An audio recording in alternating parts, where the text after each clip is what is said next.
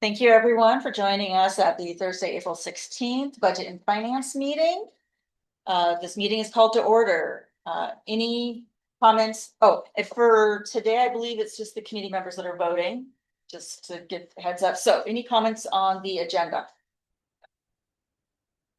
It is approved by unanimous consent. We do have a public comment period. I see no public in the room. And is it nobody in the? We're not doing online.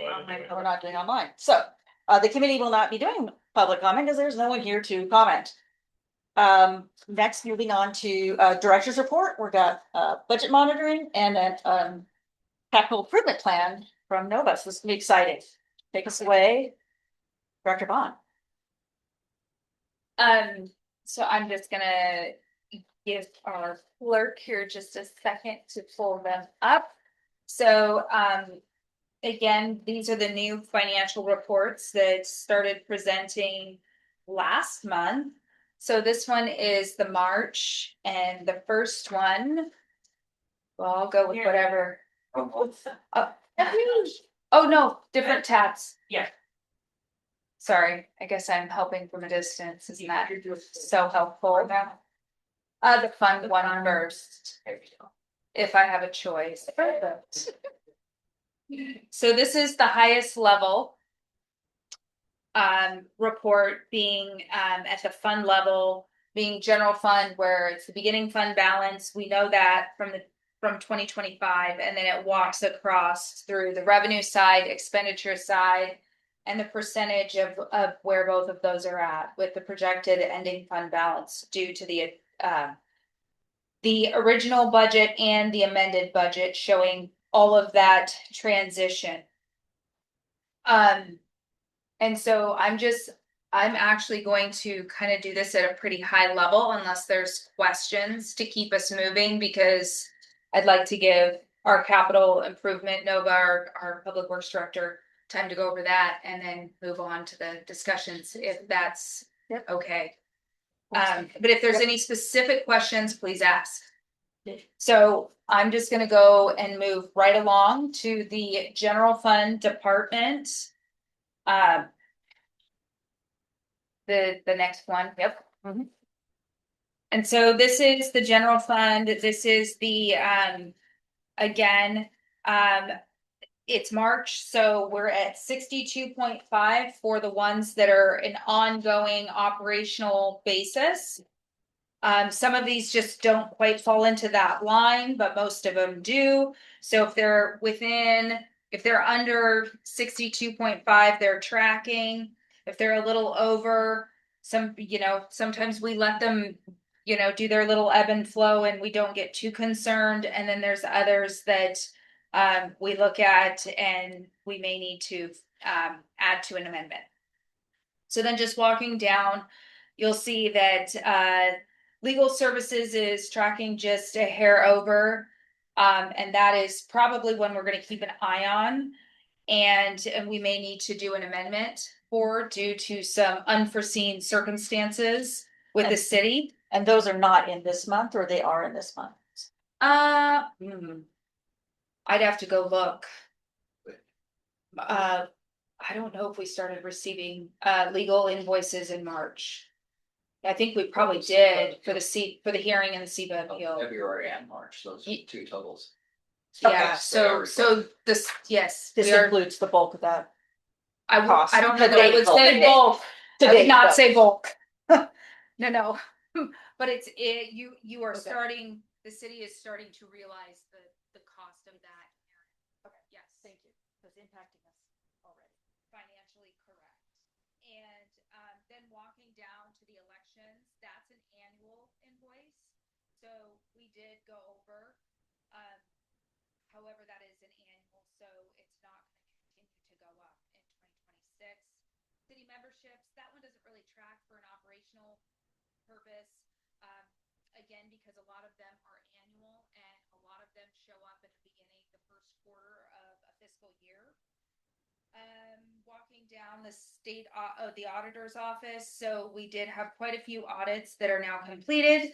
And as the exit, they anticipate coming back in the fall And so we're just gonna keep our eye on that. If that timeline tracks, then we may need to look at amending that for additional. But I'll keep my eye on that. If that doesn't end up tracking as an anticipated start date for a future audit for 2025, then there may not be a need to adjust that. Just something to kind of keep a watch on, keep an eye on. Walking down, police department is just under, that's the big one. That's the big one out of the general fund for sure. And then emergency management, that's another one. NEMCO, we pay that on an annual basis in the first quarter. So that's the big one out of the emergency management. Dispatch services, that's a quarterly basis and we pay ahead. So that one isn't going to track on an operational. Civil Service Commission is tied directly for hiring police officers. And as you know, we've been doing quite a bit of that lately. So that tracks that is not meeting on target. And if we do continue that does continue to increase, we may have to keep our eye on it. Okay. Walking down, the planning department, and all of these after following the amendment are on track. So the addition, yes, we'll walk into, oh wait, What, are there any any questions? questions? Here I am Yeah. going, sorry about that. For any of the council members, any questions so far on what you're seeing? And of course, I just want to remind you, if you do have a question after the fact, please, those aren't off the table either, please ask. So then we've started expanding the report to the other funds. So this is the first time you've seen this portion of the report, that again, just bringing in the regular that you used to see on the original on the dashboard. And here it's the street fund for the maintenance, the operations, and then the sewer utility operations and the surface water operations. I do have a question for this report and the same report for the general fund. There seems to be an additional column than is in the kind of the overview. Is that, it looks like that is doing, it says 2025 year to date actual, so that's looking at like March or April to March, kind of just a year's worth. Is that correct? So the 2025, it's a biennial budget. So the 2025 year-to-date actual is going to actually just be the 2025 actual. So We asked for that, didn't we? yes. We asked for that column. So that's, okay, so that's And- just tagging where we were at the end of So 2025. correct. Okay. And then the 25-26 year-to-date is including the 2025 number. So you have the total number of 2025 pairing with 26. However, it's showing on the right side, the 2026 year-to-date actual. That's what you've spent in 2026. For a budget, you're adopting it on a biennial basis. For an annual report and a financial, the way that the city reports their financials, they report on a calendar year. So when we get audited on a calendar year. So that's why we're crosswalking the whole story. Okay, So you have both now. okay. Okay, I think having them split and have slightly different language just kind of threw me for a loop. But I understand what you're doing, and it makes sense. I'm happy to amend language or headers if it makes it more clear for the group. If whatever is required. Okay. Okay with me. Well, and I think you're gonna work this into some graphics maybe at some point, so I'm not too worried about it, but it just kind of threw me for a little loop. But yes, I understand exactly what you're doing. And that concludes all the financial report information that I have at this time for March. Keep it brief and, oh, yes. Not a question, just a comment. I appreciate this approach that it's more kind of holistic, just targeting any funds that might be over. As a spectator to the Budget and Finance Committee, I find that to be effective. Thank you. Yes, thank you. Thank you for adding the column. I appreciate that. Any other comments before we move on? Okay, seeing none. Nova, would you like to take the floor? Yes, thank you. Okay, so I've got the draft capital improvements project dashboard. Couple of things just to start out with. I'm still digging into projects, project names, project budgets, all that stuff. So please don't look at the numbers or the dates too heavily. Still working on that. And then the other thing, so I'll just go over kind of what these columns are and then we can have feedback. So project name, kind of obvious, that's the best guess at the actual project name. Sometimes they differ between the budget versus like the old capital list versus what we're working on. So trying in the future to clean that up. This is one of the things Lindsay and I've talked about, is like consistency across the board. So I think that the way this spreadsheet works, it has a lot more columns. It's got a lot more going on in it. It includes the GL code for the projects, and then it pulls, using the GL code, it pulls the budget from that. Some of these I had to hand do because again, I either don't have the number or I couldn't quite find the right whatever. So still working on that. But I think that helps with that consistency between Lindsay and I moving forward.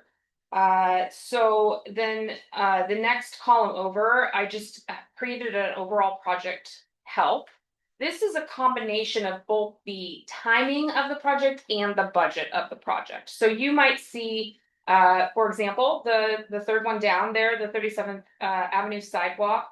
This is the project that we just put in a grant application for in front of the Lake Forest Park Elementary there. This is not a currently funded project in our budget. So Lindsay and I are gonna do some talking and try to figure out, because we would like to actually move the design forward. And so we would be looking at trying to get design money in the budget to continue this project forward now. Just a reminder, you won't know about this, it's been here a month. The mayor, in his request for the budget, asked for additional funds into the street, the Traffic safety. early investments, traffic safety fund anyway. So we have about $300,000 in there now to go towards this. So that was an asset the mayor got, the council put in there, and it just hasn't been made that account yet. So those are the nuances we're working through. So that's why this one, even though it's brand new and there's nothing wrong with the project, has a big red X on it, is because it's not currently funded. So that's an example of why that works like that. The next one down is the master plan for the Prost plan update. The reason this one has a yellow exclamation point on it is that it's kind of behind schedule. It hasn't really had any movement over the 2-year budget cycle. So it's not a budget problem, it's a schedule problem. So that's what these different things, they kind of take both of those into consideration and make kind of just a general green, yellow, red. I went ahead and kept the color next to it for visual impaired. Yep, that's wonderful. Thank you for doing that. The project phase is literally just, I'm adding it in. It's the planning phase, it's the design phase, it's there's not a single construction on here, I realized after I put it on there, because they're all on hold. But that's what that phase is. And then that actually connects to up at the top, that little graph right there in blue, it says project by phase. So that's just showing you kind of a bar graph of where our projects are at the moment. I'd like to see more of those be in the construction. The next column is the target completion date. This is clearly all at the end of the year right now. I gotta work on this, obviously, but it is taking into consideration, it takes today's date and your target completion date. So if your target completion date was yesterday, it's gonna throw up a big red flag and say, hey, you didn't make it. The budget total is as best I can the correct budget fundings currently. The budget remaining, same thing. This is pulling from when Lindsay gives me an updated, I can throw it in my spreadsheet and then it pulls the actuals. So that's helpful as long as I have the right GL code. Project managers, this is just a heads up. These are the people that are in charge of these projects. And then I have just a spot for me to put some status notes in. Oh, on budget remaining, you'll see one of those is red. This was a project that wasn't, Lindsay and I talked about it just super briefly. Yeah, I can touch on that. Actually, so there was an original budget allocation for an estimate, and when the project came in and was actually bid, it was bid at a higher amount than what was originally budgeted. However, the oversight of making that budget correction as part of our mid-buy, there was an oversight and it was missed. And so we definitely need to go back and we're gonna have to make that correction. So just owning that oversight. But I wanted to leave it in there with the big red box to show that if we're negative, it's gonna pop up as a big red box for us. So that's to help visually see that. Just a couple other highlights on here. So the lakefront park development demo. This isn't my project, I don't know much about it, but I believe, so the reason I've got a yellow exclamation point on that one is that it's held up by permitting, right? Yeah, and there's some additional work and, the buildings were brought down, structures, but there's still foundations and things that need to be completed. And some of them were delayed on purpose to a future date, so. And then we have a SEPA deal, so everything's on hold at this point in time. And again, that one's a timeline thing. That's the only reason it's coming up is, it's like, well, we thought we'd be done sooner than this. The roundabout, that one has again, exclamation. We thought we would be in construction. Councilmember Rosenau, did you have a comment? Oh, Yeah, I was just curious, when you have the target date listed, is that for the project phase, or is that gonna be, right now it's all December 31st. But when that's populated, will that be completion for that phase or completion for the entire project? Like, we'll be able to see if we're falling behind on interim deadlines. yeah, I have a couple answers to that. It depends on, for Beach Drive sewer lift station, that has two different listings on here. It has both design and construction. Ideally, that's a great way for us to actually have our projects in our project list so that I can give the design a deadline and I can give the construction a deadline. If we don't have that, then it would be the design phase. So for example, ones that are together, like the roundabout now is just the construction phase. I'll put a deadline for the construction phase on that one because we're already past design. So if they're separated out, then it would be per the phase or per the whole design project. That's ideal to do it that way. If not, then I would change the project phase after we got through to design to construction and then set a new date at that time. Does that make sense? Yes, thank you. Yeah, and that was similar questions I had, so thank you for that explanation. It helps. Yeah. And I think that as Lindsay and I go through the next budget cycle, you'll see some of that stuff get standardized and how we want it done. And then we'll try to do all the projects like that in the future. Any other questions or thoughts? I can do additional graphs. I was trying to keep it pretty streamlined and also thinking about, the consumer. It's not just you guys, it's also the general public. So that's really what I was focused on, but it is a draft and I am open to thoughts. I appreciate the fact that because we do contract, for example, the lift station, we do contract the design. We do contract the construction separate, so I enjoy seeing it like this. And if those have their own completion dates, then it shouldn't. If design is behind, it'll show it. If construction is behind, it'll show it. But I like the way this is presented. Thank you. Any thoughts? No, I think this looks amazing.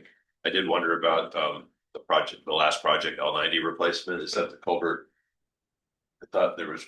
That's the one downstream from the one that washed off his head. And is it being done? I thought that one got deferred after a reassessment No, of that it. was one beneath that. That's Not what that that goes one on further. to- Oh, further down. Thank you. It's one that goes up, that's one. It's that a goes under cascading 30, effect. Yes. That's his Yeah. property, Yeah. yeah, that's L80, that Yeah. one is deferred. Got it. 90 is one that is in design.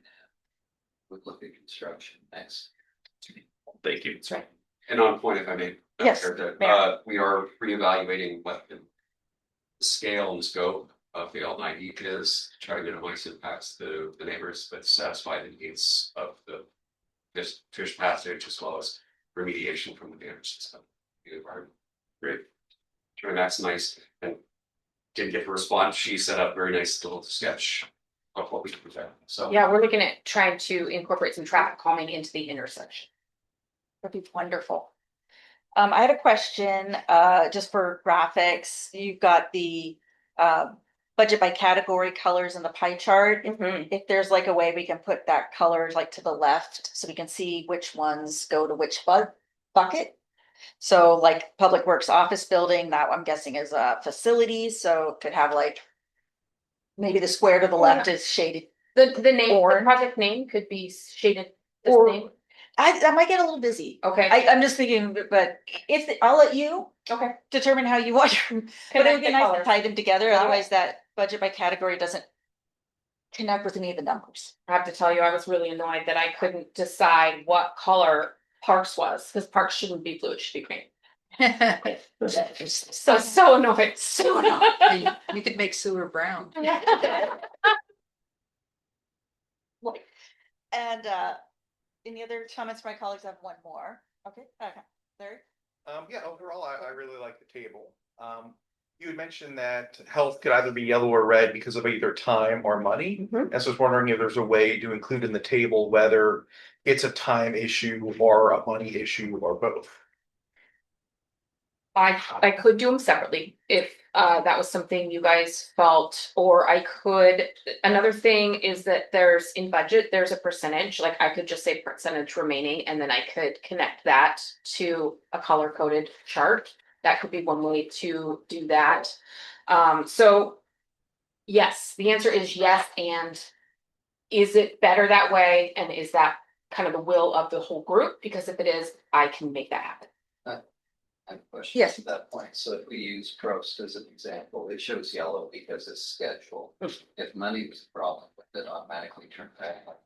Or with material bins, if you had run over or didn't have a budget assigned, dollars assigned to it. It would depend on the degree of budget issue. So if it's only a minor budget issue, it might not show red.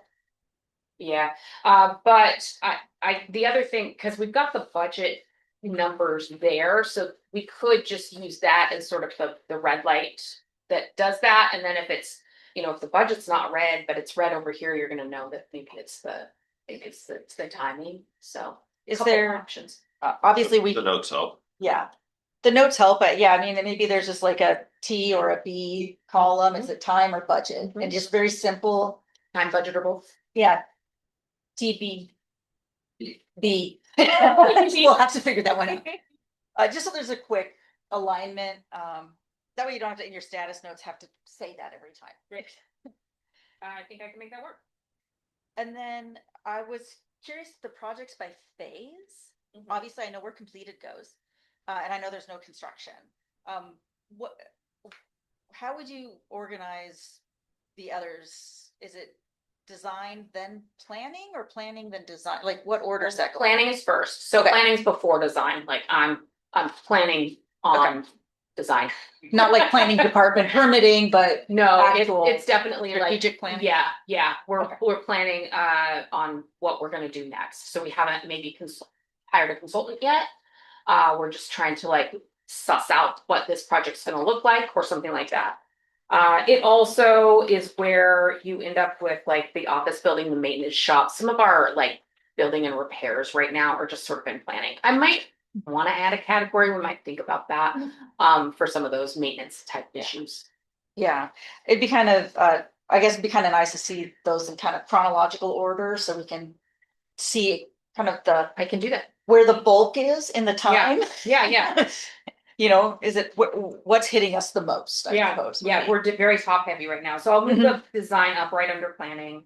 And then completed, it still stays at the bottom, and then it'd be, probably, delayed next and then on hold, cause on hold is kind of like, yeah, we're not really sure we're doing this project right now, whereas Maybe, delayed maybe is, aligned with planning. yeah, Maybe yeah, it goes, it's basically going kind of back to planning in Yeah. a way. exactly. Okay. Yeah, Well, I'll let you noodle over that, but I just thought for me, I like that chronological order would help me see what's coming down the line and what's being done.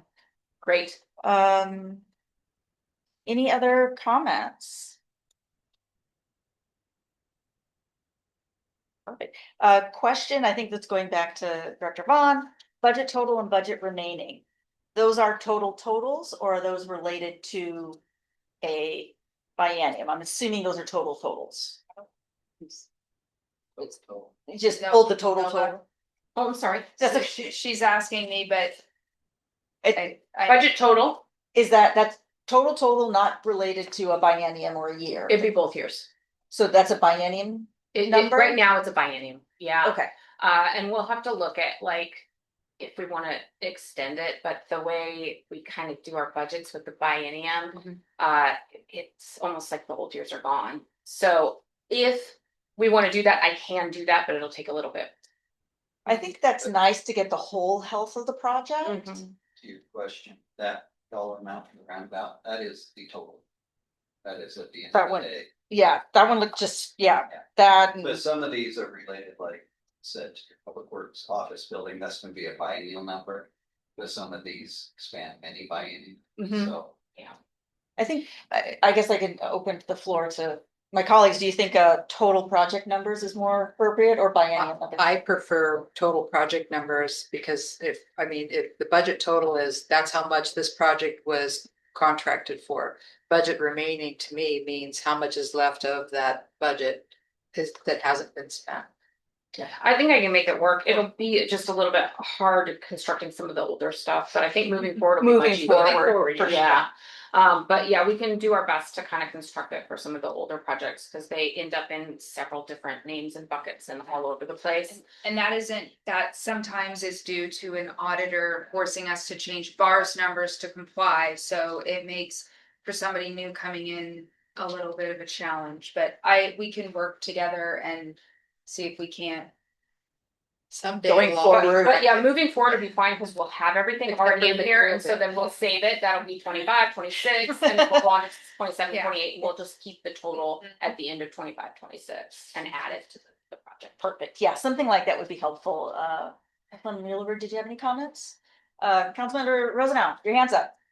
Yeah, I just, on that point, I just wanted to say, like, looking at something like the roundabout where the budget has moved over time, it may get confusing also, and I'm thinking also about as this becomes something that the public is looking at, both with the changes and making sure that it is clear what budget baseline we're operating from, and also making clear when there are things that are on hold or otherwise delayed based on something with internal to the city, and distinguishing that from situations where we're waiting on someone outside the city and it's not something that we have direct control over. That may be helpful for people to understand.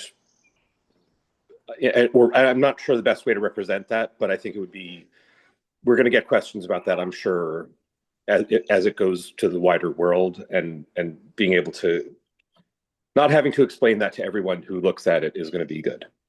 We'll do our best to kind of handle it in the notes, but we have to be careful about what we say, obviously. Yeah, and I think, it's keeping this more high level, and then if we need to, I'm sure there's gonna be some more project specific reporting that you can do when there's things that are not in alignment that need to be daylighted.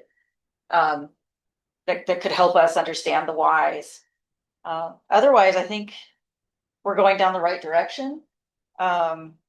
And maybe at this point, you just put an asterisk near all the grandfathered in projects that aren't done with the design and the construction, and the total amount is actually accessible, easily. And then we'll just wait till those projects sort of filter out, and we'll just have full project costs in there from there on forward.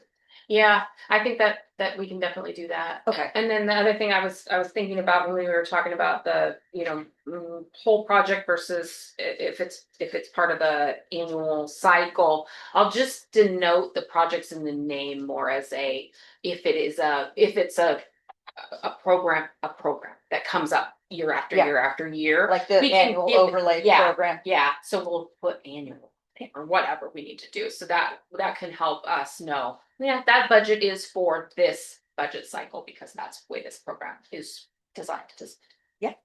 I think that's very appropriate. Any other comments?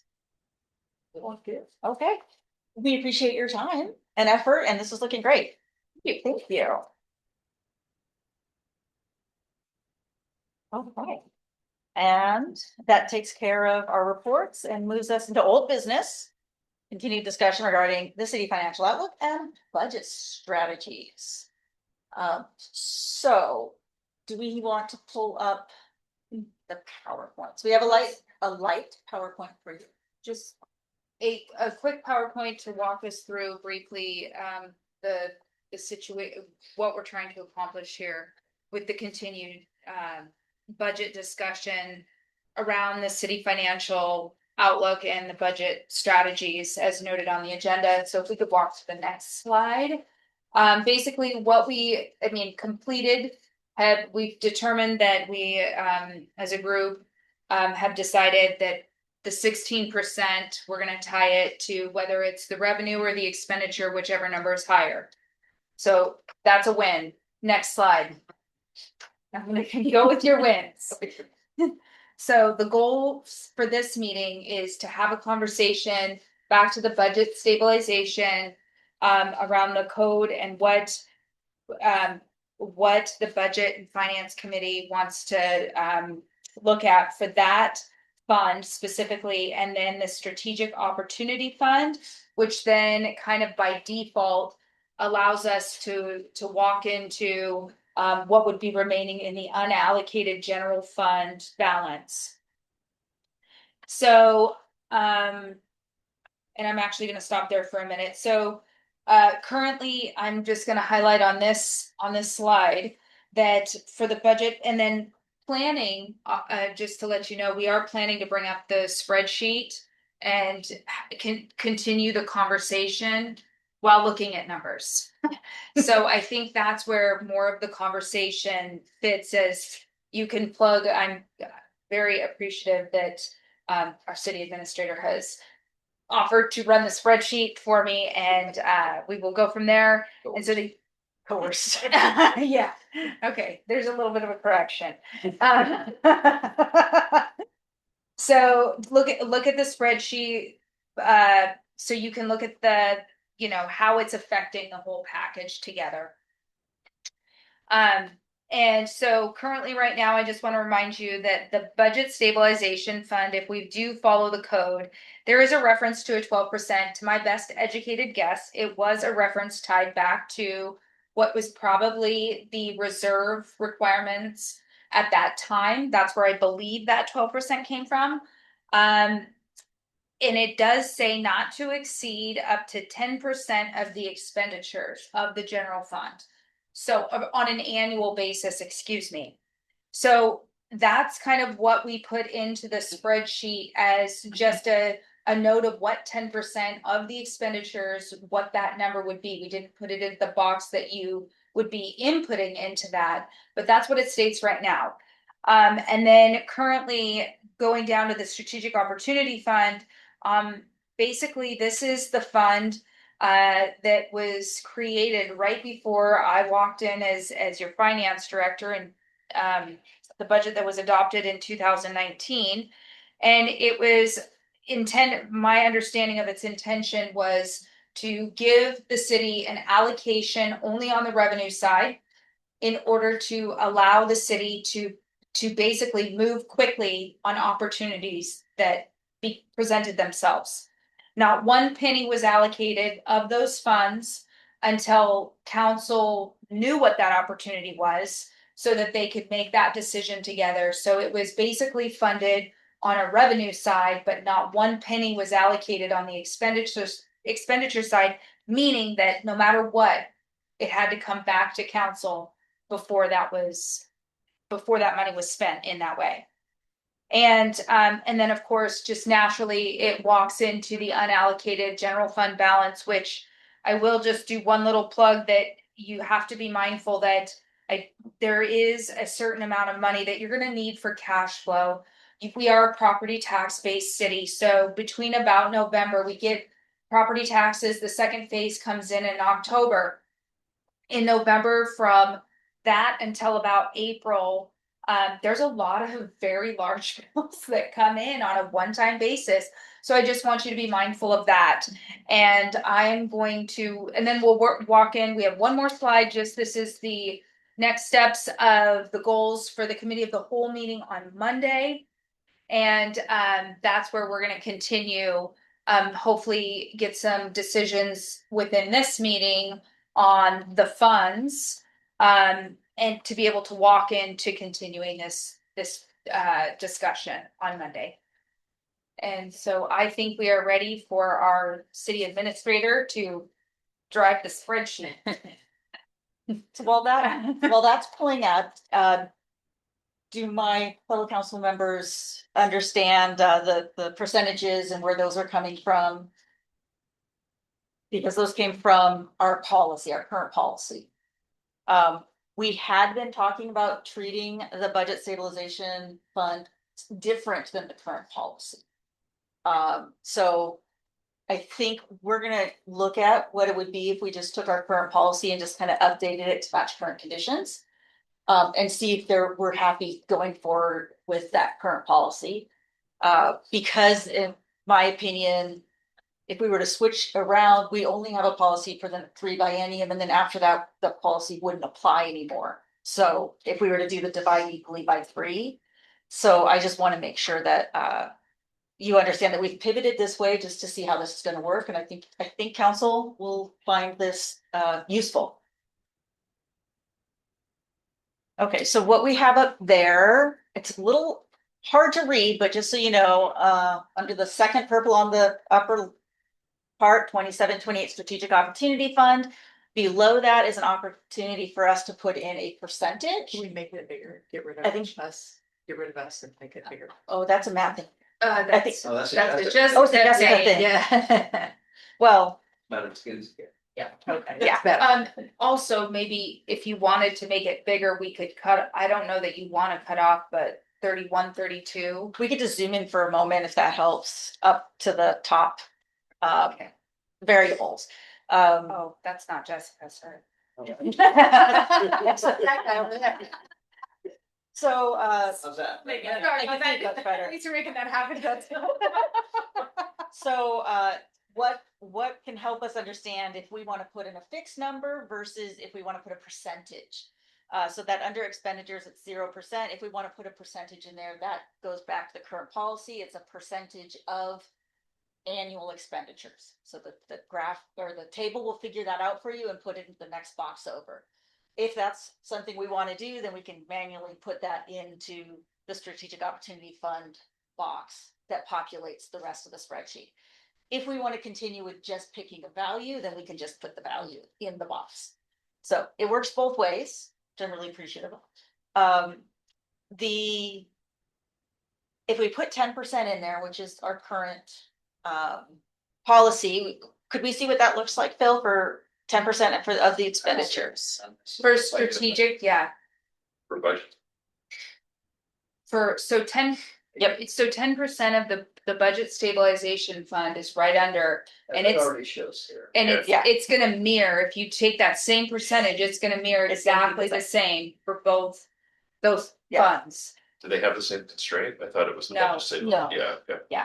No, in fact, when the Strategic Opportunity Fund Oh, was created, there wasn't a policy, meaning a code set up around that fund.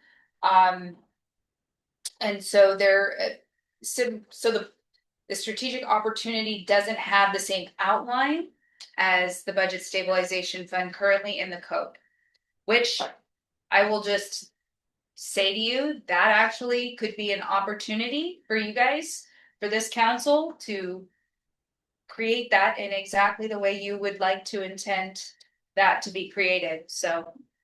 Sorry.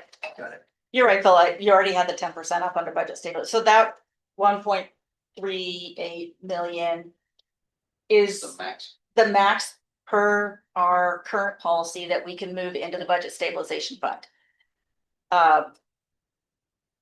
Recall that what we put in there gets put back in the system, so that number doesn't necessarily impact, or it doesn't impact the end value at all. We're still at the same over by 3 million, some change at the end, if I remembering correctly, because now it's off to the corner. But it does show how we are coming to the table, guaranteeing that some of this unallocated funds is going to go to supporting operations in the event that we want to have a levy also supporting those operations.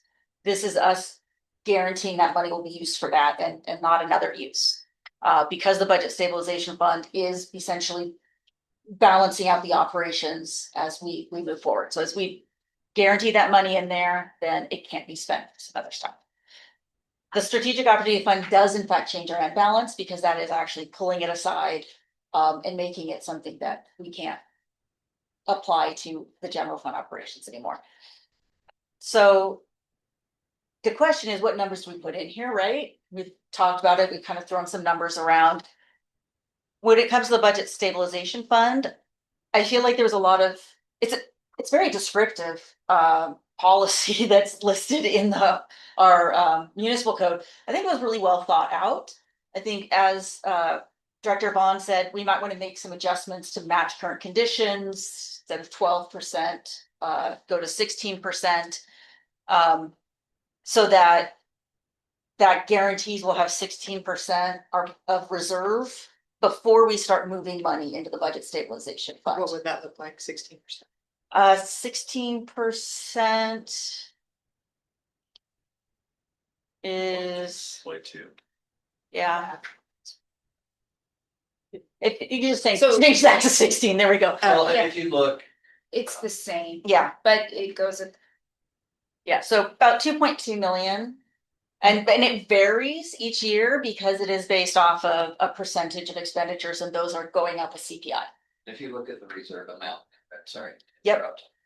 You'll see that increasing. So this 2.4 million in 27-28 is 16% of your expenditures anticipated in that by see a price of 2.5 million. Yeah. And the next biennium, because it's doing 16% of those expenditures. So it shows that although you have this much unallocated, the anticipated increase in your expenditures means you have less unallocated because more estimate reserves. Yeah, and the way the policy is written, we can't put money in there like until the reserve is met. So which is, I think, kind of the definition of the reserve. You don't touch it until you need to, you explore all your other options before you come into the reserve. So for me, I think the question to council is, from a policy standpoint, is 10% the right percentage? Do we want to continue with what has been? And again, this is a maximum. We are allowed to put less than that in if we feel like that it's not the right time for us to put more in, or is it too low?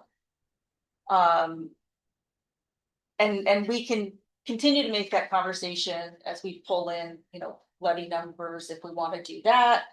But it's going to need to be changed if we want more than 10% to be able to move into that fund. Any comments? It needs to change. In the policy, Oh, because we're limited by that in the current policy. That's by 10%. Yeah, by 10%. So if we want to change that policy, we can, the council. We just need to know if we're going to do that and why. So What would the other numbers look like? Sure, could we look at 15%? No, I mean, because that's gonna go in the budget stabilization fund, and that's gonna be part of the reserve. The way But it's gonna change. it's but it could it's change. above the reserve. So as we have a allotment of unallocated funds. Right. First is the reserve, once that we hit that 16, Right. then we have the ability to put up to 10% more into the budget stabilization. Okay. Yeah. But it does only allow us to put money in there if we have met the reserve. Got it. So yeah, if I'm happy kind of leaving the current policy the way it is. I will take comment from, I think the thing that gets a little confusing is the fact that we're deficit spending. Yes. If you were deficit spending, this means a lot more. Mhm. Any dollar amount that you move into budget stabilization, you know, that if you didn't run another levy or ran one and it didn't pass, it's coming right back in to help cover the Right. balance. What I had introduced to council, and this is the discussion we'll have to have and decide is, do you want to use budget stabilization fund in a different way of setting aside a certain amount? And this would be a decision you make after you decide on a levy, you buy down the rate. That was, if you remember my original, put $1 million in there, divided by 3 biennia, and that buys you several cents per thousand to buy down. So it's kind of a different conversation today because of the deficit spending. And so we wholesale change your policy because hopefully at some point the levy does pass and point where you have revenues exceeding expenditures and this is true exercise that means something that you're setting aside to take care of those swings. And midline, et cetera. Yeah. Or for the unforeseen costs that seem to never stop. Yeah, and I think, that's just.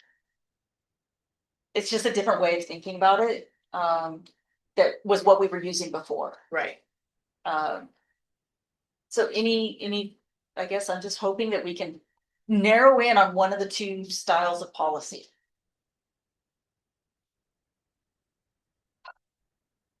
You don't know. So for clarity for me, the reserve amount, that 60%, that stays in the general fund account. Mm-hmm. Correct. It always needs to be, that's the floor that general fund account can never get to. Before in we're theory. Yes, Yes. this is, keep going. I'm not gonna The money that goes into the budget stabilization fund does not count towards the reserves? that's where I thought you were going. And so this is where it gets clear as mud. So Okay. technically, yes, it can count for, because it's technically all, remember, in the bigger bucket of the general fund. That's what I thought. Now, that's, I'm gonna stop there. Are there any constraints on spending money out of the budget stabilization fund? Does it require a super majority vote instead of a simple majority vote? Don't see that in the code. It just would be, my understanding is that the stabilization fund was created to take care of the swings. Basically, the positive and negative swings, and be there when you dip down to help lift you up for the budget amendment that you need to allocate for unforeseen expenses. And while it is technically commingled with the reserve, the way the policy can be written and the way it appears to intend is you have to meet the reserve before you can put money in here. And it needs council action. That seems strange to me. That's why I asked the questions in the order I did, but if it's all part of the reserve anyway, then why would I need to meet the reserve before I could put money into that particular account, particularly if there's no other constraints on spending that money than a simple vote? Like, I think it's just. isn't that just shells? It's, No, Look here, look here. I wouldn't. Don't say look here. shells, No. Because you have a policy that says your reserve has to be 60%.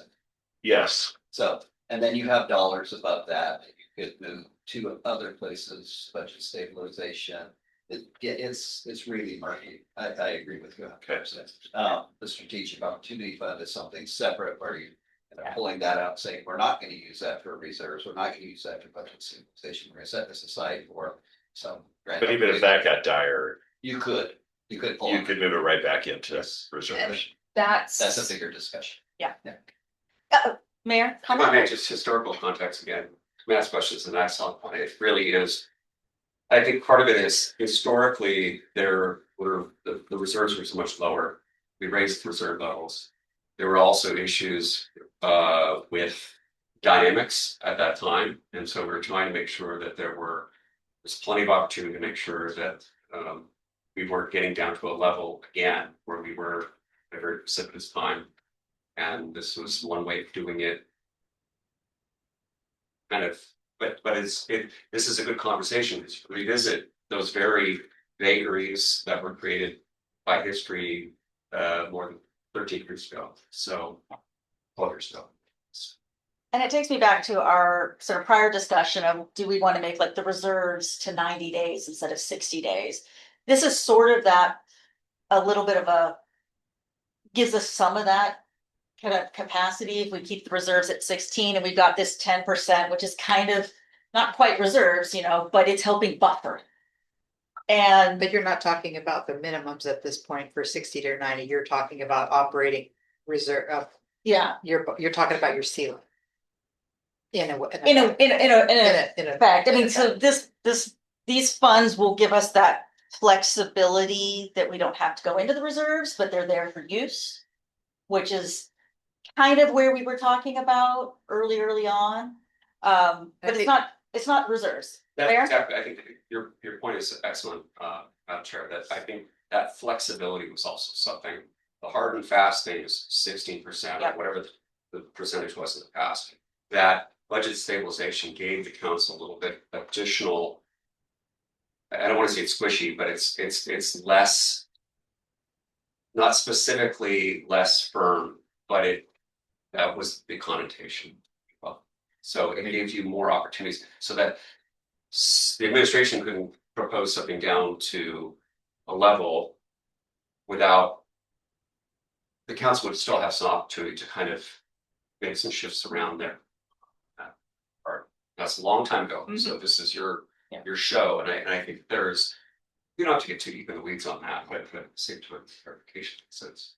But your 60 or 90 days is, I believe that aren't most cities at around 90 days.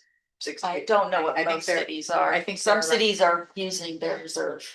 So. Well, true. So I don't know if that's policies, they have policies. most cities are. No, they are, but they still have policy. And I think they're 90 days.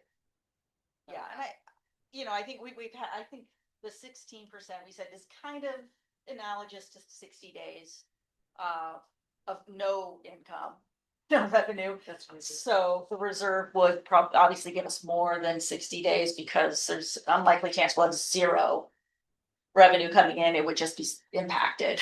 What I'm talking about is you But- have your budget reserve, but then you have your reserves, we're over that right now. So we can Yes. operate the city on X amount of months with the reserve amount we have.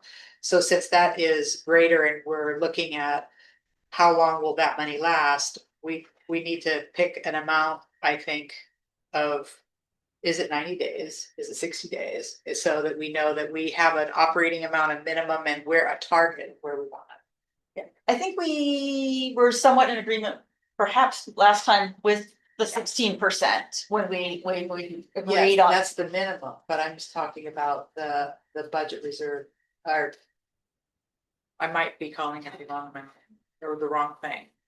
But Yeah, we talked about kind of having a little extra buffer, and that's Right. kind of what this budget stabilization fund is doing. okay. Yeah.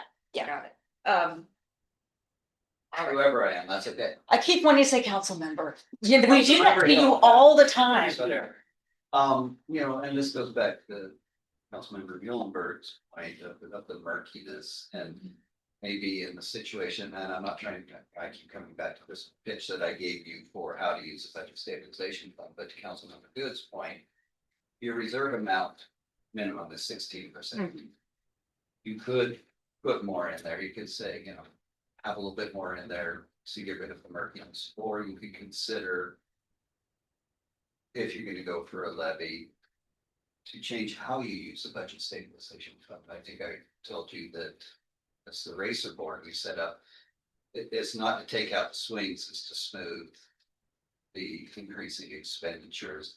And so that's something, as you continue to have this discussion, maybe to get rid of the murkiness, you're gonna say, we're gonna keep more in reserves because we feel we should have 90 days in here. And we're also gonna use this budget stabilization to to put less of an impact on our taxpayers, you know, as we discussed with them, the possibilities of a levy by 3 or 4 cents per thousand. So I wouldn't get hung up in how it's been used in the past. How do you need to use it today, Exactly. given the circumstances that you're in? And I think we are putting, Josh, listen. oh, yeah, Councilmember Rosenau, I see your hand. Thank you. Yeah, I was gonna say something similar to what Phil just said, that, you know, if we had a fund, and it doesn't have to be the budget stabilization fund, although that seems conveniently named for this purpose. As Director Vaughn said, the reserves could live in the budget stabilization fund. It doesn't sound like that interferes with anything if it's there. Maybe I'm remote and I'm missing nuances here. But we could decide that our policy for reserves is 16%. That's the minimum. But out of this desire to give ourselves a little bit more buffer, that 16% plus however many extra days could live in the budget stabilization fund and signify that that's sort of for those purposes set aside. There is also, we're not showing it here, but there is also that council contingency fund, which I know we've set aside, and I don't need to reopen old doors, but just to say that fund, or we can create a fund for our purposes here. And that was the other point that I wanted to just touch on, that we're, as others have noted on this conversation so far, we're in a different fiscal situation overall than we were when these policies were established. And doesn't seem unreasonable to me that we would revise them in light of that we're operating on, for the foreseeable future, absent a levy, that we're operating in this structural deficit. And if we have a levy, it may be useful to have a dedicated fund structure that can signify how money is moving relative to levy funds. And we may want to revisit these policies again in light of that. You know, that's just not part of how we as a city have had to visualize money moving in and out of the budget before.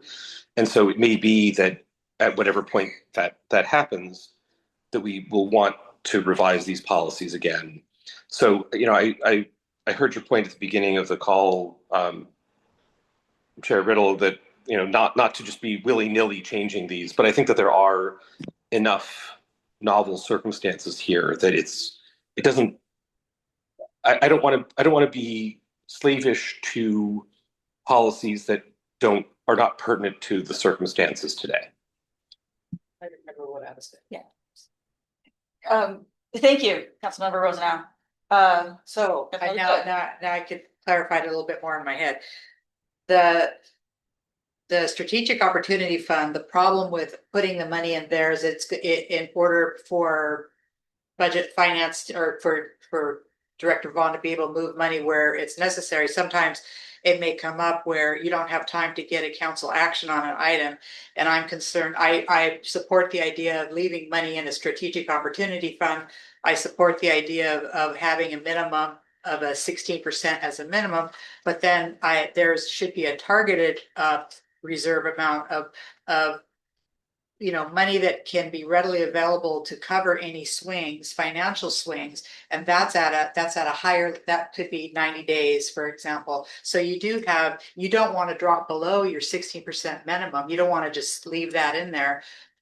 You know, that's just, you can't drop below that, but you want to keep a target amount of how many days to operate the city. Is it 90 days? And I'm sorry, it wasn't clear in my mind of how I could explain it, but that's what I think. This is what was brought up before in previous talks about the levy, is having a way to operate city expenditures or for a certain amount of time. And that would be the target reserve amount. It's not the minimum, it's the target. So that would be more than the 16%. It would be equivalent to, say, 90 days. I don't know. It could be a percentage, or it could be $1, or it could be, and that's what I mean. and there may be value in, dare I say it, somewhat doing both. having that budget stabilization fund in there to guarantee that we've got the cash to kind of go through the highs and lows of revenue and expenditures. And then also have some funding in there that is directly kind of expected to be used to offset the levy. Sorry. Put it on Bigger Hill. I don't mean to keep interjecting. No, you're fine. To Councilmember Good's point, in deficit spending, if you look where my cursor is, your unallocated fund balance is what's taking care of those suites today. And you see how quickly that's doing thing. Mhm. So, I mean, it's an exercise to put it in the budget stabilization fund to say that you're gonna handle the balances or the swings of the budget. Because as you can see, if the levy doesn't pass after the next biennium, you don't have that luxury. Mhm. And so maybe we're creating more work for ourselves by focusing so much on the budget stabilization fund, because really it is your unallocated fund balance. Right. So maybe the real focus is, does council want to put money in the strategic opportunity fund, set that aside? Have a discussion around what you have left.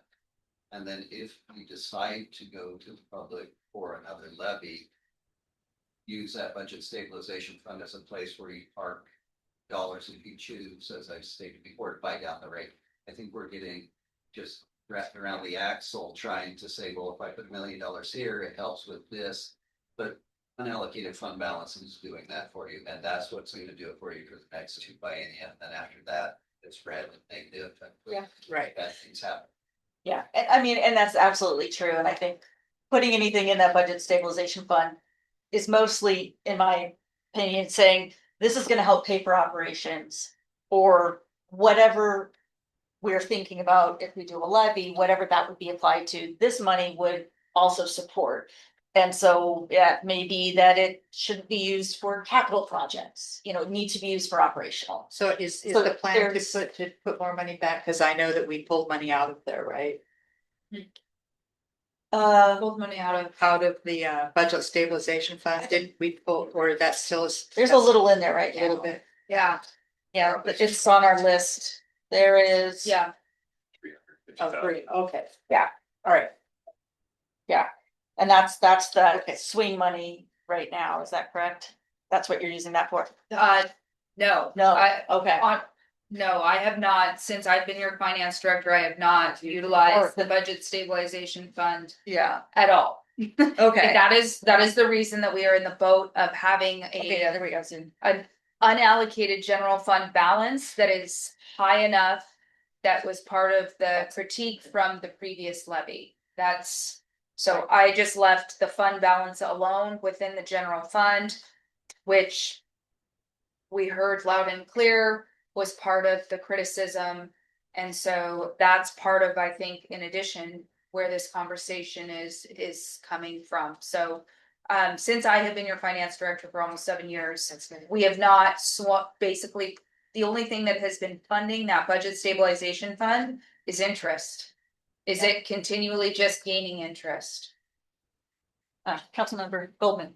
Yes, I'll echo what Phil just said, that because we have such a significant deficit at the moment, in some ways, this is an academic conversation, that whatever we put in the stabilization fund is going back into unallocated to pay for the deficit. And so in my mind, I think the two parameters that are the most useful for us to talk about are how much should go into the strategic opportunity fund. Yeah. And what do we want the unallocated general fund balance to look like in 6 years? And we can start that conversation now. I think that was also going to be part of the conversation at the cow if we need it. So definitely on our radar. Councilmember Rose now. Yeah, and I know I've said this before, so I'll say it briefly this time. But just that I think one way that that I'm thinking about the budget stabilization fund in particular is how we explain, as Director Vaughn said, we all have I think a sort of consensus on, even though there is one big pot of unallocated money, we all here understand the ways that it's split out, that some of it is actually reserves and some of it is actually emergency backup money, or that is being used to cover the structural deficit, and some of it is, what if a really important opportunity comes along and we want to be able to tap that, and that this is an opportunity to represent that as we are talking to the public, that on a piece of paper we can point to them and say, look, here's how this money actually works. It's not really one pot of money. Here's how we're working with it, and those correspond to a set of funds. And then that's a lens that I keep coming back to with it, and whether that means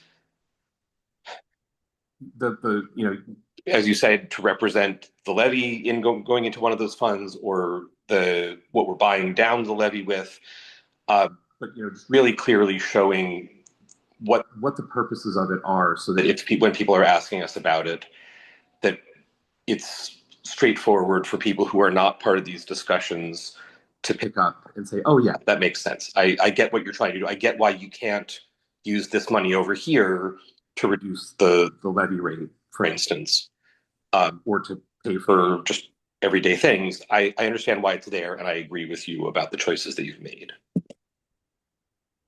Thank you. Yeah, and I think to me, the big difference between unallocated funds and the budget stabilization fund is the budget stabilization fund is restricted to supporting operations in a way. So, to me that, and then the rest of the unallocated funds is fully unrestricted, except for occasional one-time funds. Asterisk. I do listen. Okay, so we will move on from there. I think we know that we need to do something with it. We've got a couple of ideas. The specific dollar amount. Right now, we know what our max is from the current policy. That kind of sets some point for us to think about. For the Strategic Opportunity Fund, as City Administrator Hill said, it is actually taking money out of the equation. So it's not rolling back in to patch deficit spending. It is its own thing. So what we put some numbers in there before. I would like there to be some, again, metric telling us why that number is there, so that we have something to say. Because it is pulling it out of operations, we need to be able to justify it, right? I think it's incredibly important. It's done great for us thus far. We really leveraged the money out of there pretty well. So I do feel like we should be looking at putting funds in there. If we want to look at a percentage, we could do that similar to how the budget stabilization fund is calculated. We could just put in a solid number. Either work. Do we have any thoughts? It's in there now. Strategic opportunity. We're looking at, 86,000. 106. yeah, it's projected 893,000 projected at the end of this year. No, 810. You're down on mine. Did I move them up? Yeah. I even have, there we go, 810. They Oh. started with 810. I'm even trying to use the paper. It's just. So, How much are you thinking? well, Because There- the fund is set up to move quickly on opportunities.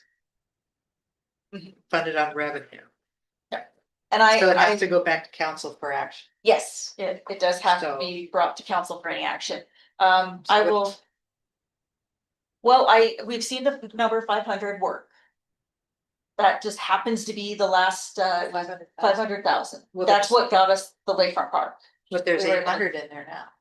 Or there will be. There's 786 in there now. So you're not thinking of adding any more to it. Well, that's the question. Oh, I Yes, see. Councilmember I get it. Bertani. So I have a question for our finance director. Is my understanding had been of the unallocated general fund balance the reason that we have such a large fund in the first place is because of our Glen Cares money that was never used. Is that true, or is that, Part of it, okay, yes. if I were to ask you what percentage of it was, is it half? Is it Oh. most of it? I wouldn't say It's hard to tell. half, no. The city has done, it has been very fiscally responsible, and don't forget, we went through the pandemic. So when we went through the pandemic, I mean, I don't wanna get into story time for things I've already said, but every single department tightened their belt. And even though we had budgets allocated, basically, I had an agreement with them. It's like, if you don't need to spend this money, do not spend the money, because everybody has heard in the past, if I don't spend my dollars, that, you know, whatever the finance or the administration will take it away from me. I'm like, that doesn't exist here. We won't do that. And time after time, we have built that trust to where if you don't need to spend your dollars, please don't. And I don't want to see huge bills in December because you didn't spend all your budget. Please don't do that. You need to buy something, buy it. We'll allocate it, and if we need to spend more, we'll even bring it forward for an amendment. I'm happy to carry whatever conversation needs to take place, but every single department stepped up during that time and really tightened up. And we just really, between revenues, we were very conservative, expenditures, and it's just been slowly built through savings, and some of it, I don't even want, I don't like this term, but basically vacancies, however you want to say that. We budgeted for however many people to be in the PD, but they didn't have that. So then there's an additional where you budgeted, but you haven't spent it. Or departments have been in the same boat where they've been very, very lean at times. And that, trust me, it's not really, quote, a savings, it's somebody else took the work. It just, and so it's a mixed bag of the reasons of why that balance has built to what it is. So sometimes, some of it has been one time, splitting from Kenmore. For Public Works, some of you may not even know that we used to joint and do Public Works through Kenmore. That was one of the first things that happened. That was a one-time infusion of money into the general fund after everything was done on that, when I was first here. And there's always been reasons why there has been infusions of like one-time money or things that have come up. Then it was CARES, then it was ARPA. But in addition, it's also the philosophy of your whole city and how money has been allocated, and just being very fiscally responsible. And then, as you know, there's times where we don't have that luxury. Norcom and jail costs and other things that are outside of our control to be fiscally responsible on. So sorry, that was probably a little longer than you wanted, but it's a mix, it really is a mixed bag on the why.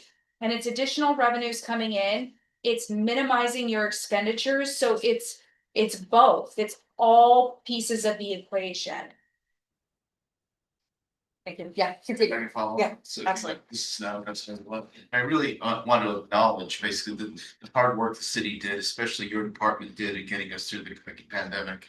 The fact that basically the belt tightening happened to such a degree that, literally, I would remember Mayor Johnson basically crying about, the fact that he had to make these terrible, terrible decisions. I really appreciate the sacrifice that everybody made during that time. Don't mistake me on that. The reason why I mentioned this question is because A, we have a lot of new residents in the city who may not know that story, which is great, we counted it. And secondly, the concern that I have is I've always held that these one-time savings, one-time monies that we get from the federal government, say, are used for one-time expenditures. The fact that, this past year, we've had to cover the structural deficit, actually the past couple of years, we've had to cover the structural deficit using these so-called one-time monies to some degree, bothers me a lot. So if you want to look at the 10,000-foot levels, which is what we're doing now, policy position would be whatever monies is the one-time monies we stick in the strategic opportunity fund. So it's not a percentage. I don't know what that percentage is, but it is basically literally the purpose of that money. Right? It's just what we're looking at. Yeah. It's an interesting thought. I'm thinking about it. Councilmember Goldman. I'll have a go at suggesting a number. So my motivation is one of the reasons I ran for council is I wanted to do things to make the city better. And the past couple of budget cycles, we've been treading water. It's been very lean budgets because we haven't had that flexibility. And so I kind of want to see the strategic opportunity fund be the mirror of the reserves. The reserves are there if things go horribly wrong. This is the emergency money. I like to see the opportunity fund be the opposite. These are things that we have bookmarked to do good things that go above and beyond just treading water. And so to throw out a number, if the reserves are 16%, if we use the same 16% for opportunity, then we kind of have the mirror of emergency, 16% emergency, 16% opportunity. What would that look like for a number? 2.4 Yeah, million. 4 million. 2.4. And I was saying before, offering the floor to my colleague, the 500,000 kind of really did jumpstart some great stuff. So 500,000 per biennium was one thing that I'd thrown out in my own head. Well, I think that if it is moved into strategic opportunity fund, it's more, it's a better defensible position for the public to understand what it's there for. Than if it's just sitting in a pot somewhere. Exactly. And that can be revisited when we go into budget cycle. If we know that there's a sort of the strategic opportunity, we actually know we're going to take it. We can move some of our strategic money to those, even though it's kind of planned, but sometimes we do get some foresight. Usually it's something that just pops up and we want to have the funds available. I'm intrigued by tying it to the reserve. I'm a little trying to figure out how the three buckets then work with each other. The stabilization fund, the opportunity fund, and the reserve allotment. You know, do they overlap? Are they separate bits of money? And are we going to have 42% of our annual expenditures in extra unallocated funds frequently? You know, if we're to kind of use those bigger percentages, if we're talking about one-time infusion, I think that we can do that. But I think like a regular 16% would be challenging because I doubt we're gonna really get to the place where we could fill all those buckets. We should be bringing in what we need to operate and then some extra, right? But it's gonna be a hard sell for Just bringing in too much. to clarify, the 16% is what we would seed it this year. And then at that point, the goal will be to try to maintain that level. So it's not like we would be putting in 16% of our revenue every year. Right. It would just be, let's get it up to that just over like around 2 million mark and try to keep it there. And if an opportunity arises, then let's try to refill it when possible. That makes sense. That could work. That would bring, I took it out. no, I was just looking at the reserves at the bottom. I don't think this spreadsheet's anticipating that if you take that out as set aside, it doesn't roll back in. So I think the numbers that show you the plot might be misleading. So I want to take a look at it before we do too much work. And you say this work Monday. And just Councilmember Goldman just made a point. I plugged in, 2.4 million, but we're sitting on 800,000. So it would be a lesser amount if you're going to go with your philosophy of The total. keeping that 16 as a total, which makes the other an interesting conversation.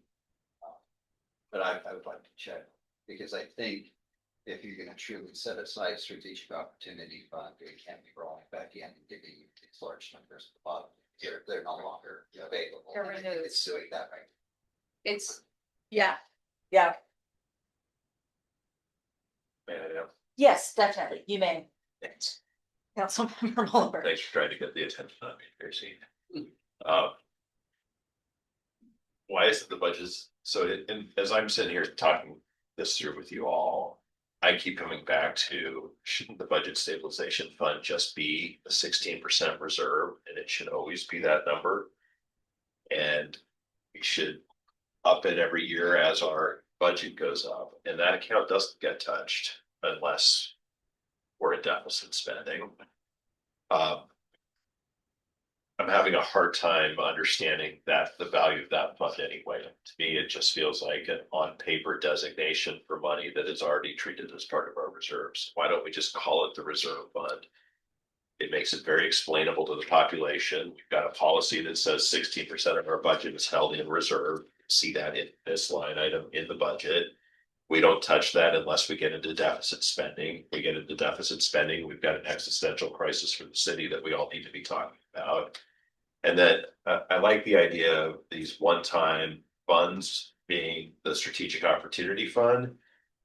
But in honest reality, how often do you get one-time funds that aren't dedicated or directed towards something already? Like the CARES funds were sort of easy. It's not common for somebody to walk up and say, oh, here's a pot of money For your general fund. for one time, do whatever you want, right?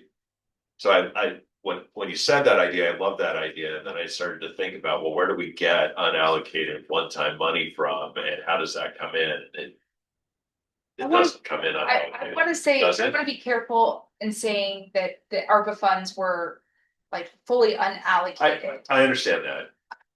Yeah, No, thank you for the Because clarification. I, They were heavily restricted. Yes. There was some things that changed, but we took those as lost revenue. Even further making my point though. Yeah. Which is those monies come in and they've got designations on them. They're not really forced. Now, if some benefactor to the city wanted to donate $500,000, you could put that into a fund. If I could, to your point, I look at this differently. Reserve amount, that is, things are bad. And I really don't want to use that for your swings. You have to, as we've been talking about this, unallocated fund balance, that is your budget stabilization. Yeah. That is how you're using it. And so, Just change the name. no, honestly, I mean, that may be the discussion we need to have is budget stabilization fund had its place and its time. It doesn't really make a lot of sense today. And maybe you need to look at an unallocated fund balance and saying, this is our budget stabilization. We are in deficit spending. This is how we're going to balance our budget over the next few years. Yeah, you look at it, general public, and you see 3.8 million in there. But if you follow walk them through the math, without a levy, this is filling that gap. This is filling that 2.2 million, 2.4 million, and not this 2.5 million. It is your budget stabilization.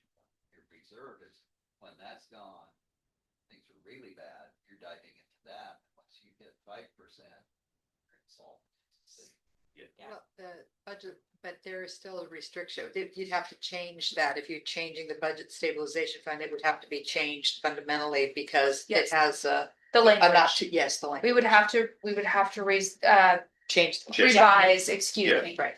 Revise the restrictions on that, but Yeah. I think to City Administrator Hill's point, that's exactly how it's kind of been used. So maybe we just now make the budget stabilization fund mirror and transition the unallocated fund balance for that delta, so into there.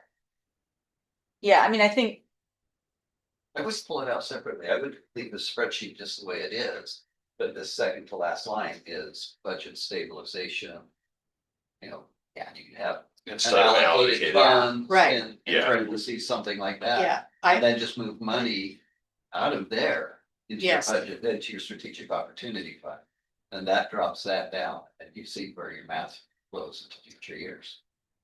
the mayor had Yeah, a just hand up. to Matt's comment about one-time funds.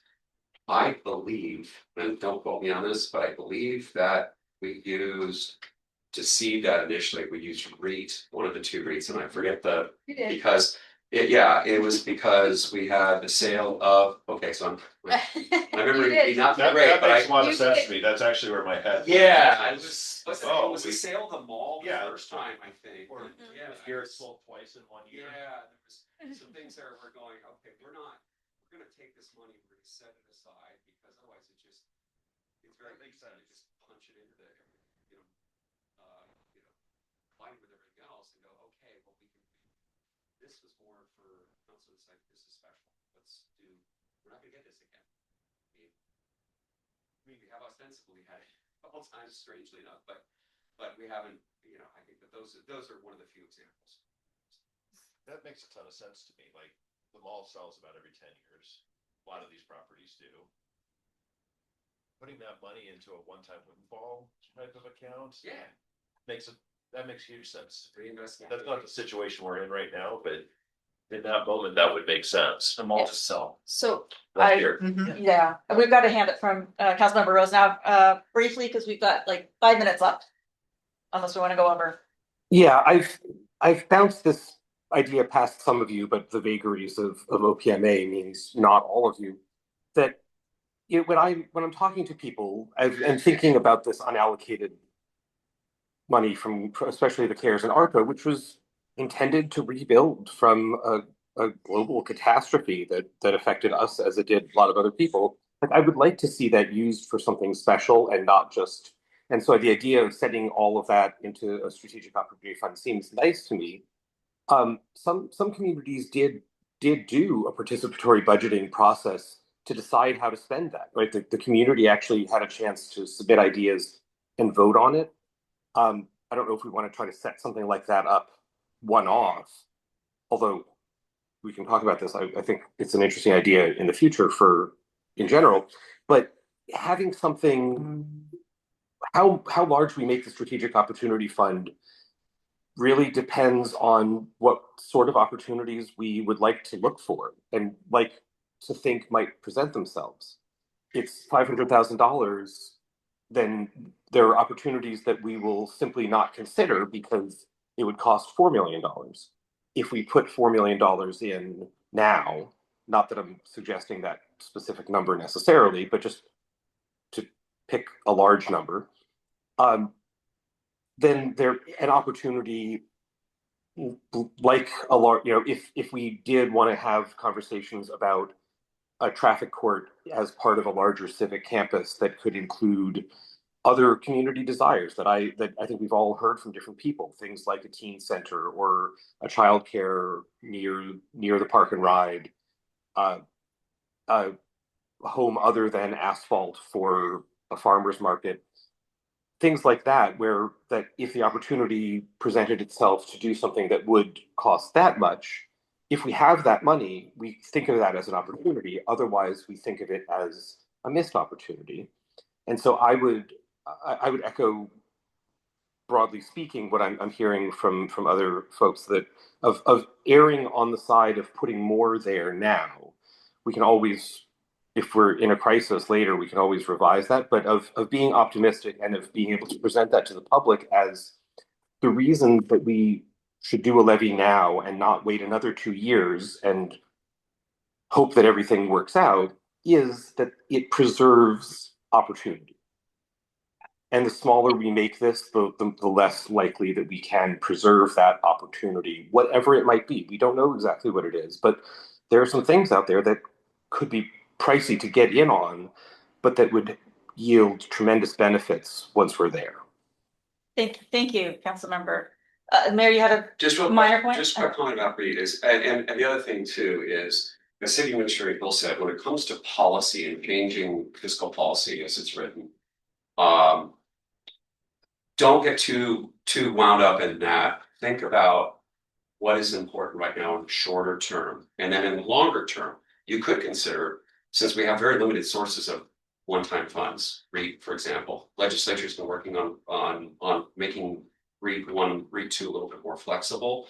I'm not holding out any hope there, but in the future, you can think about adding that to your policy to say, when we receive this, because it's the vagaries of who knows when things will sell or whatever else, and when we're going to receive those funds, those could go into very defined parameters to say this goes into this fund for these kinds of purposes.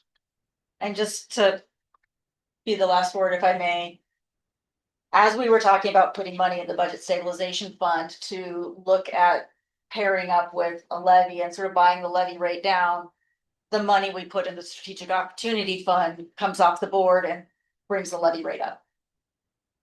So that balance of what's ideal versus what we are facing in reality is, I think, something we can start talking about on the cow on Monday evening.